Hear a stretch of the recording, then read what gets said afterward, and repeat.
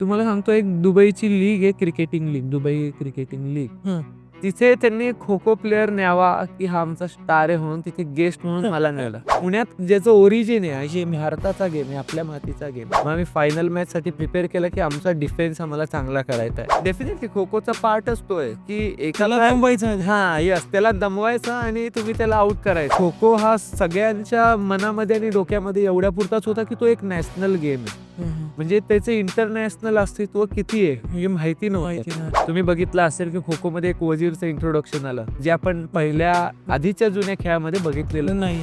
जर तुमची टीम जिंकत असेल तरच तुम्ही म्हणू शकता की तुम्ही चॅम्पियन टीम किंवा चॅम्पियन प्लेअर आहात. तर आम्हाला एवढा आनंद वाटत होता की आपला भारताचा गेम आज फॉरेनर्स गोरी लोक पण खेळत आहेत. काही आफ्रिकन कंट्रीज मध्ये आपल्यापेक्षा जास्ती खो-खो खेळला जातोय बरं का.